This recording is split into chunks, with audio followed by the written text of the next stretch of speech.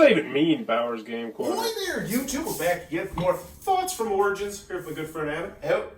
And we're talking about something way off the beaten path that we just played at Origins. That is NSDMG, which is the National Strategy Decision-Making Game. So, how do we go about this? Games. Yes. So these are a group of people who've been doing it at conventions for a very long time. They're like college professors was one of them. They're just deep history buffs. Like you've met people like this. More like the DOD. Yeah. People who can talk your ear off about all the details about specific things.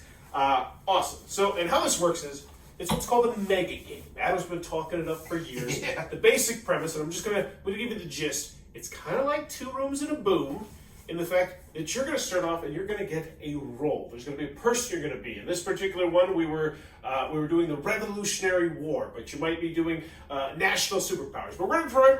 But yeah. You're going to get a person, or you're going to get a location, and then you're going to get a history lesson, a really pretty in-depth history lesson. You'll feel like you're in a history class, going over all the different events and what's going on. So we did one about the Revolutionary War tonight, and so we learned about why everyone was mad and how things have progressively gotten worse and how the relations are with this, that, and the other person. And then you get your character, you read your character backstory, and they announce what's going on, and you say, holy crap, is this a role-playing game? Am I role-playing Benjamin Franklin right now? And yes, indeed, you might just be doing that. Or am I role-playing China, trying to advance my technology in this? Yeah.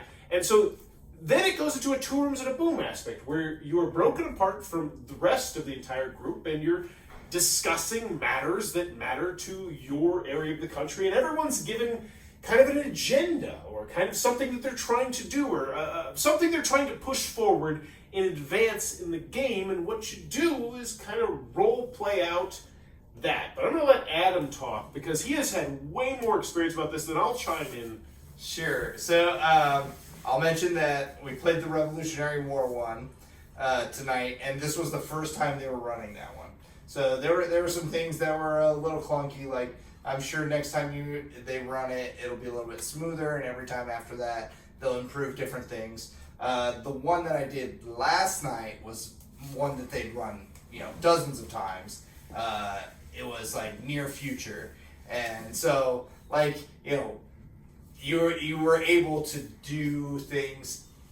We played as China, and we were working. It was just basically like how do you played as China, right? Everyone else had no. Everybody was China. Oh, okay. So the entire group was China. Different things would happen out in the world, and there's a screen, and it comes up as news alerts on the screen, like what's happening and our reaction to it, and different people in the country are playing different roles. So like they're different, departments of the government, different agendas. Yeah, and they want different things, and you're like everybody's you have these little sheets, and you write down like what you want to do, and then you get signatures from different people. And if you get enough signatures and they're correct signatures, like you can take it to one of the GMs and give it to them, and they'll read it and they'll say, okay, like we'll see what happens, and they'll take it back to the other guys, and they'll work out like what happens. And or if it's something that they can stand there and say, okay, that approved. Yep, you can do that. And this is all game sense. So maybe like the rich businessman might be talking to this other person here and say, well, I'm not the biggest fan of this, but I'm going to do it because of X, Y, and Z, and like future things. Yeah. And that yeah. And you can trade. You can be like, I'll support your thing if you support my thing. Negotiations. Yep.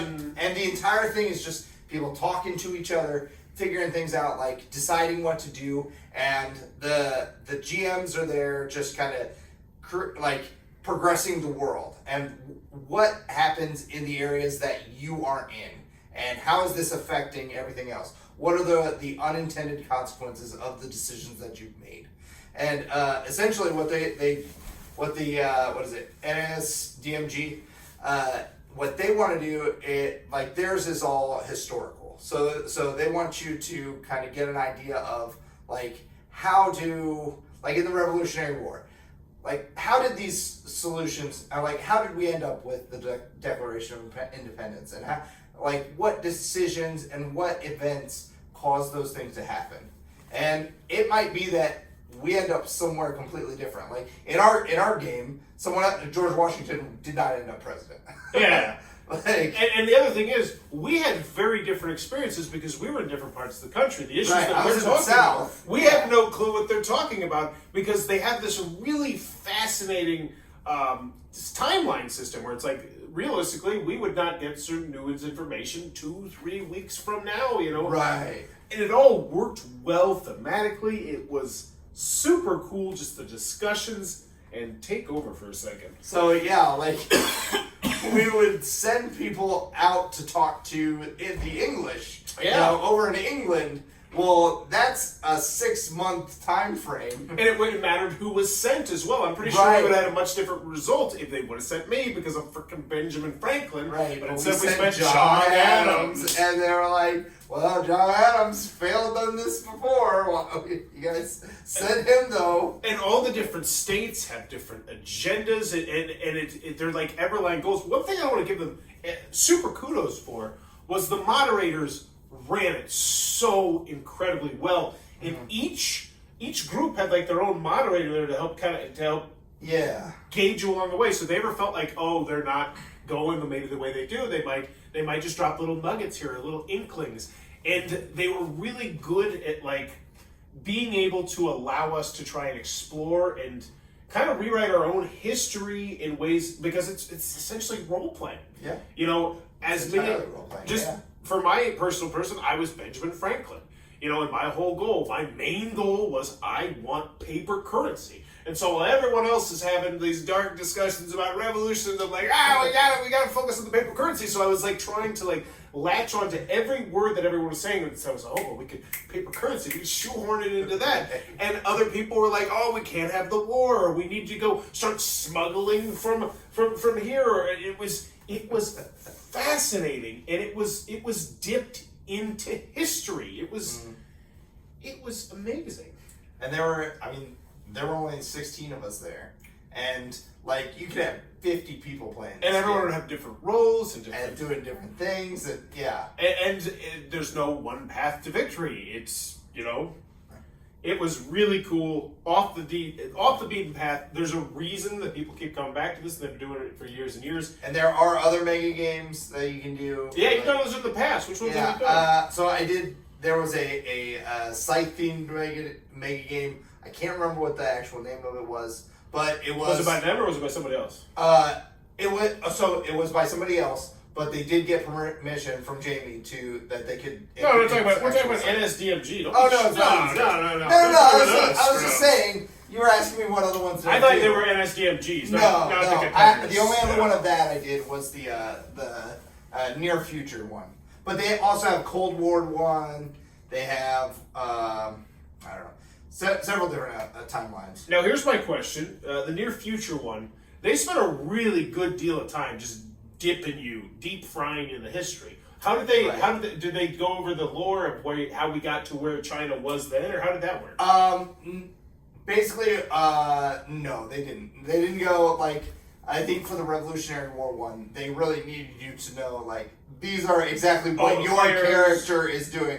These are the characters in play, and you know when you see them pop up, you know about that character now. With the China one, it was much more general. Like these are kind of where China stands. These are the goals. Like this is what's going on in the world at the time. Just kind of general things. Okay. It wasn't like a specific history like they were with the Revolutionary War one. Here's my question. I can't answer it. You can. Which one do you think, once they get the level of polish that they have in the China one, which one do you think they like better? Which idea do you like better? Oh man. Gameplay wise, I guess. Gameplay wise, I think the near future one. Just simply because it plays totally different. Like it's the same mechanics, but it plays totally different because you're not a specific person. You're like a group of people. You're like the immigrants in the nation, or you're like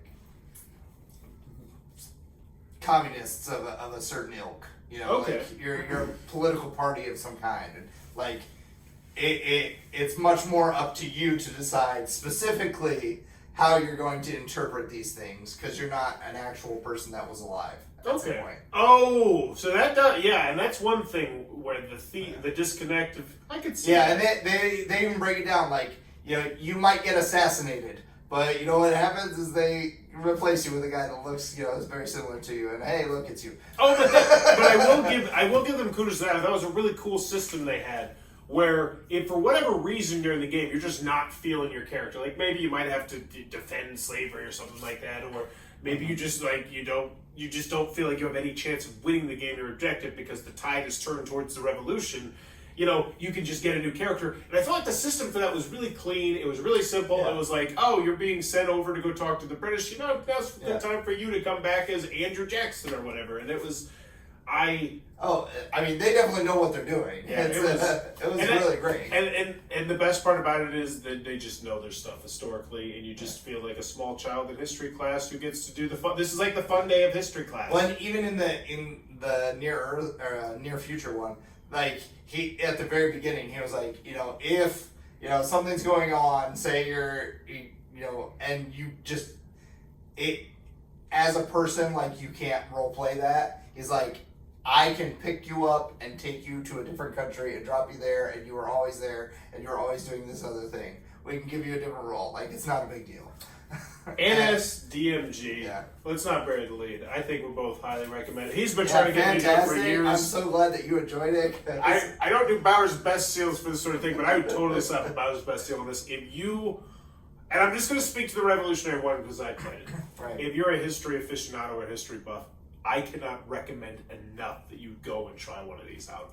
Or if you just, especially if you're role playing in that, it's so fun. It's so fun and it's so interesting, and you're going to learn so much. And that was the interesting thing at the end of the game. The first thing they talked about was like, what did you learn? Like, what were you surprised about? I was like, yes, built from the ground up. Well, we're done smooching on the NSDMG. But in the comments below, let me know. This is an easy one. This is a gimme. What theme would you like to see NSDMG do historically? I want to keep it in the history. Yeah. What time period? Maybe like feudal Japan. Feudal Japan. Mm-hmm. Dig deep into it. I'm trying to think of what I would love to know more about. I'm going to go with the regime before Adolf Hitler. Ooh. That would be an interesting. Like World War I. Oh yeah, the Germans were in that one too, weren't they? Yeah. Let's just make a bunch of people. Let me know in the comments below what theme you're going to. I bet they have that one. It's always every time. This video is brought to you by all of my amazing Patreon supporters, and I would love it if you would join their ranks and have your name immortalized in the end of many of my videos for the end of time. But consider for only $1 a month, and as always, thanks for stopping by.